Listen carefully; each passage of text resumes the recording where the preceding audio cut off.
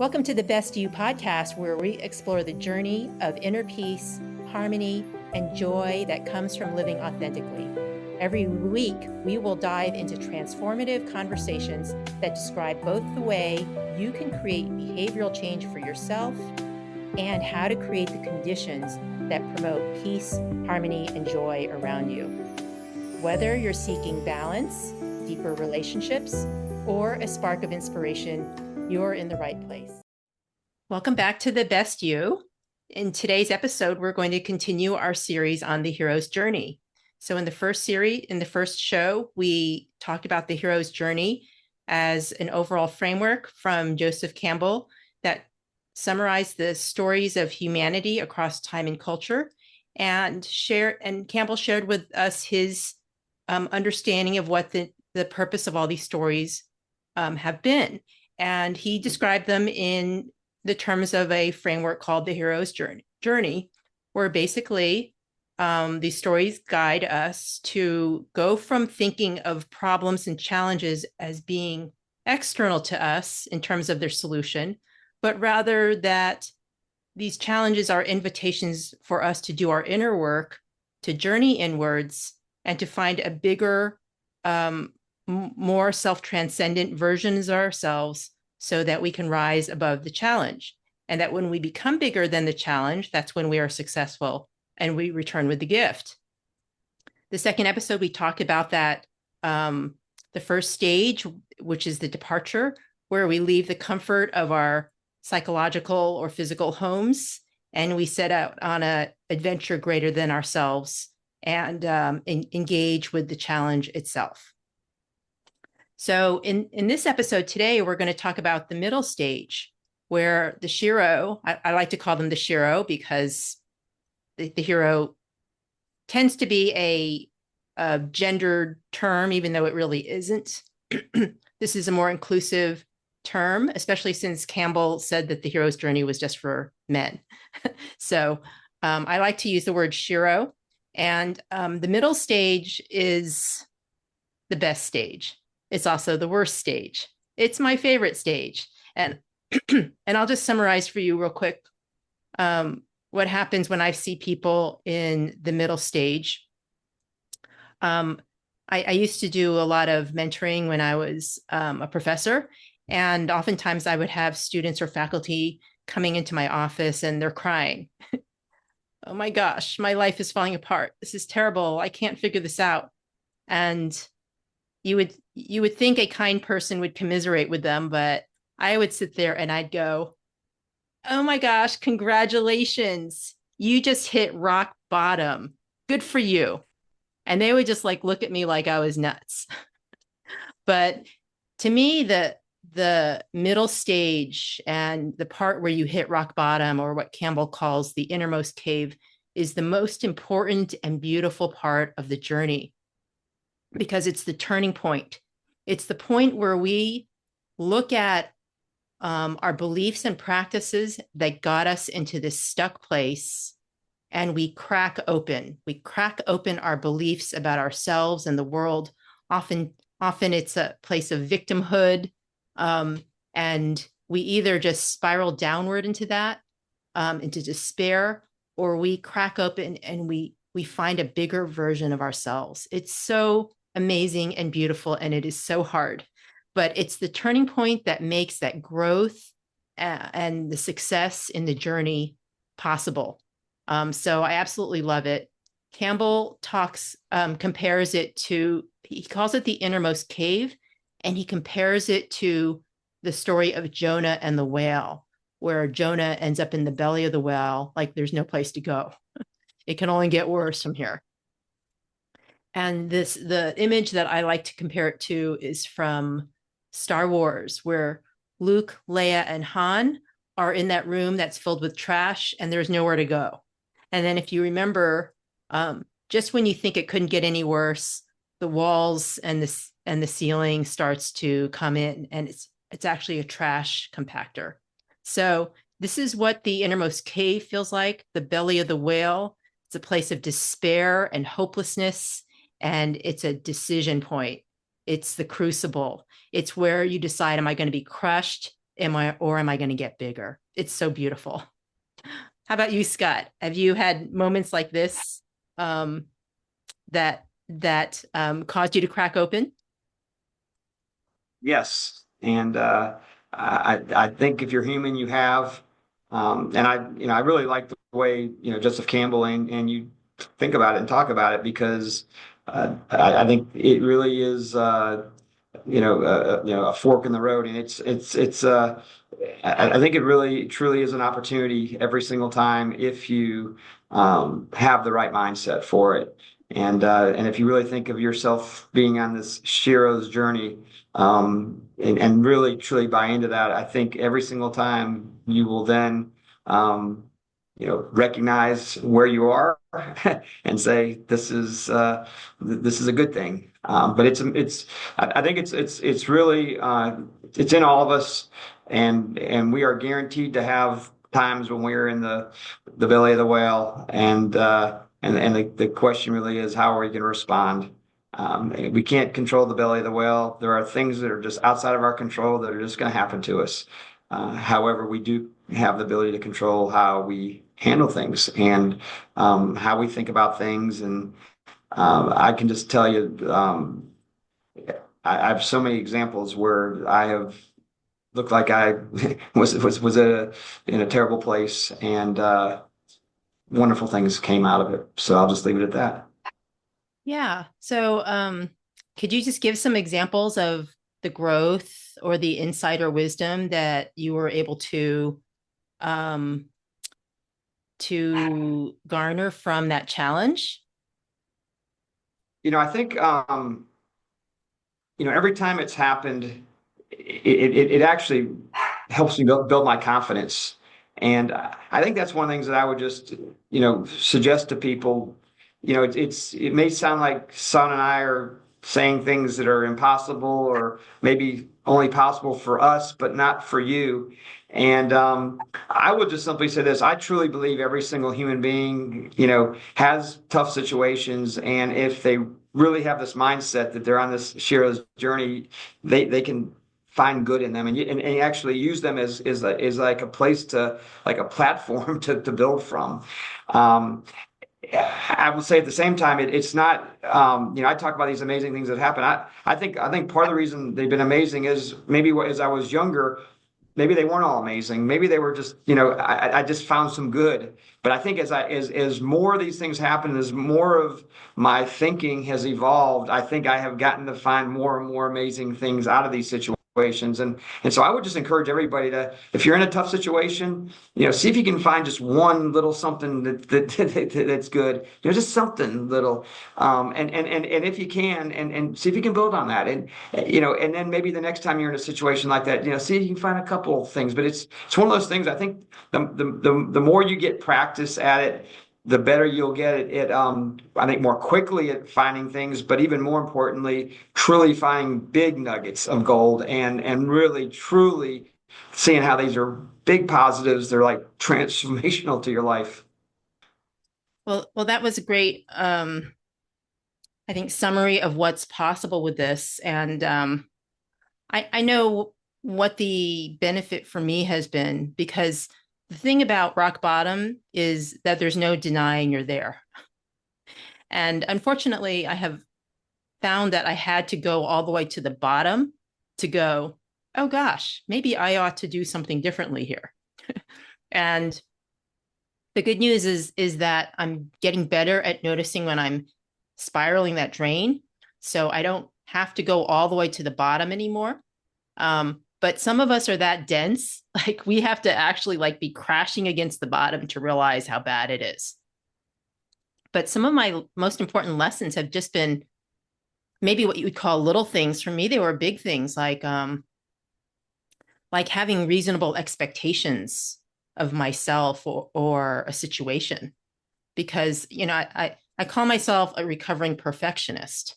And I used to just have these ridiculous standards for myself and everybody. And I would find myself with my back up against the wall, freaking out because, oh my God, this isn't going as planned. It's such a head case. um, and sometimes it took me to do some some work in the innermost cave to go, it's not the end of the world. Or maybe I'm being unreasonable. Maybe this is just not realistic, or maybe I shouldn't drive myself so hard.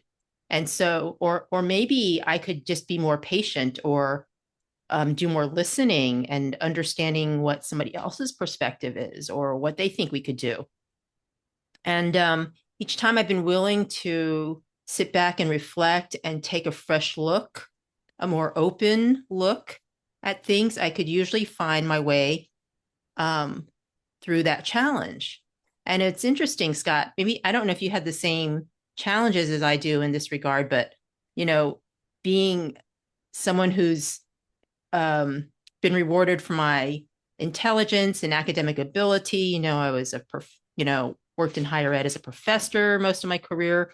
Like, I was always rewarded for this. And so, but the way through the cave was to get out of my thinking and worrying, and all this cognition, and quiet that, and then go inside into my heart, into my emotional intelligence. How do I feel? What feels like my inner truth at a deep level? Just taking a totally different approach is what has helped me most with my breakthroughs. So that's what helped me most with the breakthroughs and finding my way out of the cave. What has worked most for you in terms of when you've had those low moments? How did you get yourself back on track? I want to give an example of something that happened to me, and then I want to talk to you a little bit about how I got myself back on track. One of the biggest downers I had in my life happened to me when I was in high school. And I will just simply say, when I was in high school, it's funny how Sanna was talking about academics. That was not my concern in high school.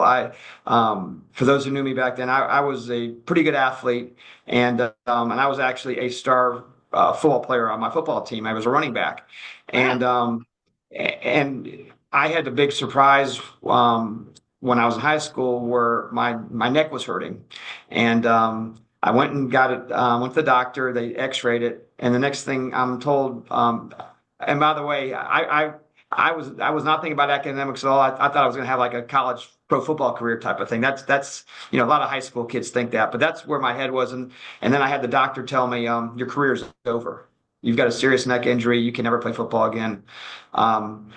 You can imagine the shock and the down feeling that I experienced, and I was a kid. I think it was one of the moments early in my life that really helped to get me to appreciate how powerful our minds are and how we have good that comes out of everything. Because what happened was, I think there was a period of time when I was sad and maybe even in denial. I'd spent, year round, exercising, lifting weights and running, and I was doing everything I could for my football career.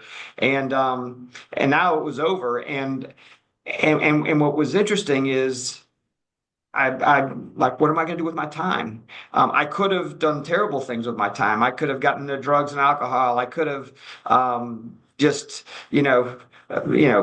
been just very upset with God. I could have done a lot of things, that were detrimental. But for whatever reason, as a young man, I believed in God for most of my life, right? I'd say for all my life, but I think that the belief has gotten stronger and stronger. And this is one of those moments when I said, why are you doing this? And what I took out of it was I actually had a lot more time to study. So my grades got better, and it allowed me to get into a great college. I went to Georgia Tech, got an electrical engineering degree, so that was a big plus. The other thing was it actually gave me some free time to work. And the job I have today, I will tell you, one of the reasons I think I'm so great at it was because of my high school experience. I make a lot of money with intellectual property in my career, licensing and selling it, but in high school, because I had free time, I actually sold newspaper subscriptions door to door and got trained really well, learned the whole psychology of people and learned how to relate to people and to answer their questions and just to get deals done. So I simply say it's amazing. I could give you lots and lots of other examples of being in the belly of the whale, but hopefully this one you can appreciate. It was a terrible, terrible time in my life, and I turned what I will call lemons into lemonade. And I will, getting back to your earlier question, Sana, how do I do things? I think back then I'm not sure what I was thinking or how I was, how I got to where I got, but it worked out really well. I will tell you today, and this is something I work on with a lot of people. When you're in the belly of the whale, it's so easy to feel like your head's spinning. It's so easy to feel, like the whole world's on your shoulders. I mean, it's so easy to just feel like, how am I going to survive? What's next going to happen? Like, how bad is this going to get? I get back to the peace, harmony, and joy approach. Calm down. Take some deep breaths. um, you know, to go for a nature walk. I mean, do something to just calm yourself down. Because I will tell you, you can almost do nothing when your mind is spinning. But when you calm down and get your mind in a good place, again, it can be talking to God. It can be do yoga. It can be, there's a whole lot of things, meditation, but do something to just get yourself in a calm, kind of a stable mindset. Because when you're at peace, it's amazing how your mind can then look for the good and feel good. And then you can say, all right, what is the good? What's the harmony a part of this? Like, what are the things inside of me that I'm going to take from this? What are the things that I can do to actually, be my best? What there's always some lessons in there. There's always positives, and be in the moment. Don't be worrying about, oh my God, this happened. What's going to happen now? Or oh my God, how did I get here? No, just be in it. Just be in the moment. And I will tell you, it's amazing how the worst things can actually sometimes be the most joyful things, because they are potentially some of the biggest springboards you'll ever have in your life. Yeah. That realization is huge. And we have to get out of that victim mentality, that poor me, and find that peace. Because what I've discovered is that when I can get really calm and again get out of my head, that I have great insight and wisdom, kind of deep down. And when I'm calm and peaceful, I can then access that insight and the wisdom, um, and find where the opportunity is or the pathway out. And I've learned so much from that process by not fighting it, instead just being, accepting what is, and what's here for me now. So that's beautiful.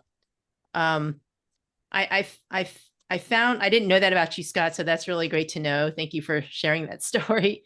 You have so many different talents, and what you're offering with your peace, harmony, joy work and with your day job. It's amazing what you do, and that just may never have come to pass had you pursued a professional athletics career.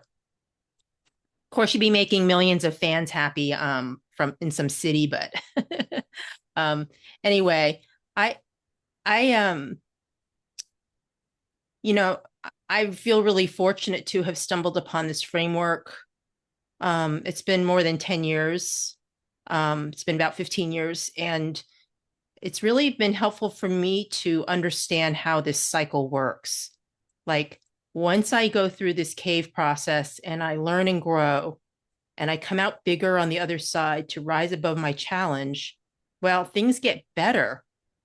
And so we'll talk about that in the next show. But things get better because we have more tools and wisdom now to deal with challenge in the future. And so we're more resilient. We're less likely to fall into crisis because we have these resources. And in the time we have left, I'd like to just share 4 of the big lessons that I've learned by doing my cave work. And by the way, when I know I'm heading that direction, I just go, okay, what do I need to learn to get through this? What do I need to do to rise above this challenge? And I engage with it. Just like if I have to do my taxes, okay, what do I need to do? Let's just let's do it. So one of my main lessons is that these things that feel like tests in my life, or people that are, like Campbell calls them, enemies, they're really my teachers. And I can initially react and feel like I'm helpless or I'm a victim or I have no control or power in my life.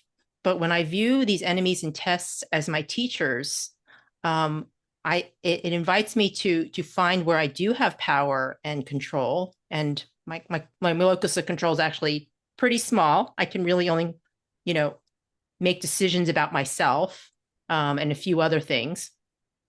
And when I really focus on what I do have the power to do, for example, I can decide my how I respond to a challenge. Like, do I decide to be a victim or do I decide that I'm my own Shiro and I'm going to be bigger than this?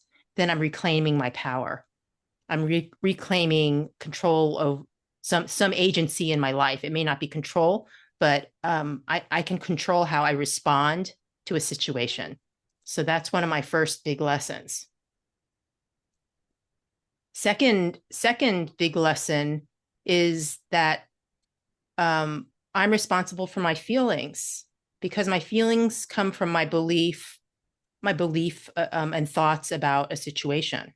So if something happens, and we talked about this in the first show of the best you, is that if something quote unquote bad happens, then it causes me to think something or activate a belief I have, which then causes a feeling.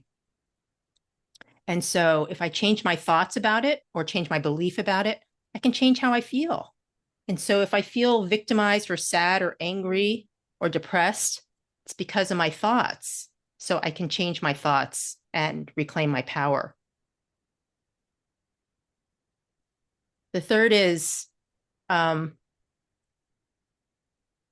just going back to that these are opportunities for growth and learning. And so again, these tests and challenges are my teachers.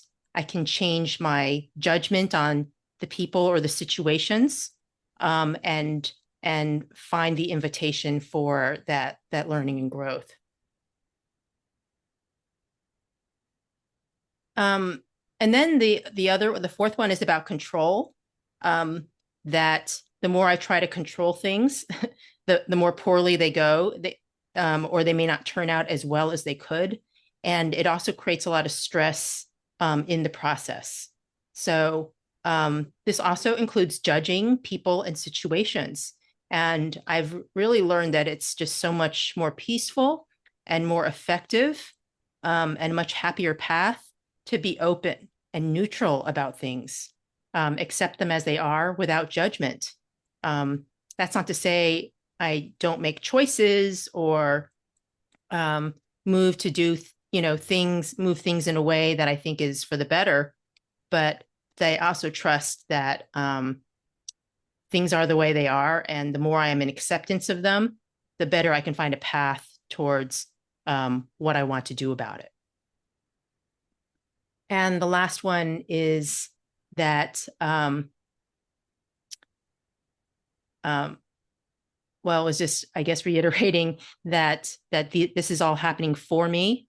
I realize that's a spiritual statement, but again, we can view all of life's challenges as either something bad happening to us, or that this is an opportunity for me to learn and grow and become bigger, and rise above my challenges. Because if it doesn't feel challenging, then I'm good. I can handle it. But if it feels challenging, there's something for me to learn and grow from. So those have been the main lessons I've gotten from cave dwelling, belly dwelling, whatever. Do you have any other major life lessons you'd like to add to that, Scott? I think you summarized it well. And, I just, icing on the cake would be that it really is happening for you. I think, you just you gotta have faith. You gotta trust that things are happening for you. And I really, truly believe the only way we grow, it's no different than if you're a weightlifter, if you do your muscles. When you actually lift weights, you actually have to break your muscles. You have to break them down for them to grow. And I think when things happen to us, that's the way the universe, again, God, however you want to look at it, of breaking you down some so you can grow up even more. And I think when you have that mindset, again, when you're peace, harmony, and joy, when you're in that mindset, everything works for you, and it actually flows nicely when you allow it to. Yes, well said. And I just want to, something you said in a previous show was that you might think this is bad, but or struggle with this, but there's all these people who think it's fine or good. And so there's always an opportunity to change your mind about what's bad, or even just say, I'm not going to decide what's bad. I'm just going to notice that there's upsides and downsides to everything and go from there. So I just thought that was so incredibly wise and applicable here as well. And so we would just encourage you listeners, if you want to do deeper dives with any of this, check out the Peace, Harmony, Joy Alliance webpage and resources, and Scott's beautiful book, as well as Healing EDU's learning platform, including Discover Your Inner Wealth and the Shiro's Journey. So any final thoughts or comments, Scott?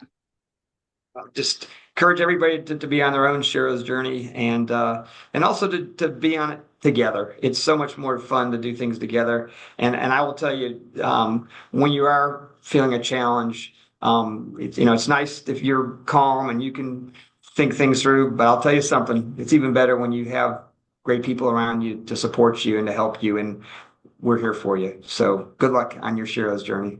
Thanks for joining us. Have a good one. Good luck. Thank you for tuning in to the Best You podcast. We hope today's conversation sparked some new ways for you to cultivate your inner peace, connect meaningfully with others, and embrace the joy of living in harmony. Remember, being the best version of yourself isn't a destination.